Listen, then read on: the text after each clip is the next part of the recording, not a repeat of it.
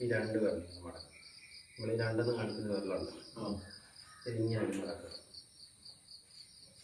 രണ്ട് മടക്കുമ്പോൾ ഇങ്ങനെ ഒരു പൊസിഷൻ വരും, ഇങ്ങനെ ഒരു ചിഹ്നം വരും. അതന്നെ. അപ്പോൾ അതിലെ ഈ തള്ളവിരൽ ഇങ്ങനെ ഇരിക്കണം, മറ്റേ വിരൽ ഇങ്ങനെ ഇരിക്കും.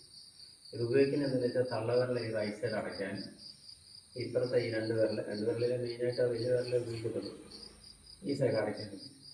അപ്പോൾ ഈ അടയ്ക്ക് ഇവിടെ അടച്ചു, ഇവിടെ അടച്ചു, ഇപ്പുറം തുറക്കും, ഇവിടെ അടച്ചു.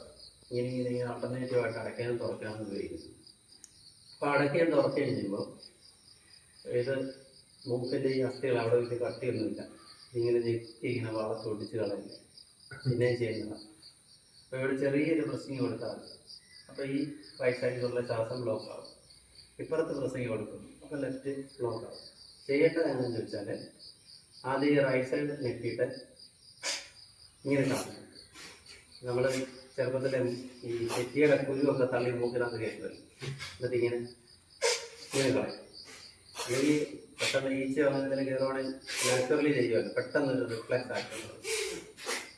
അപ്പോൾ അതിൽ വലിയ ഫോഴ്സ് കൊടുക്കരുത്. നമുക്ക് ഒരു നല്ല ഫോഴ്സ് കൊടുക്കാൻ പറ്റുമെങ്കിൽ അതിൻ്റെ പകുതി ഫോഴ്സ് കൊടുക്കും, കുറച്ച് കൊടുക്കും.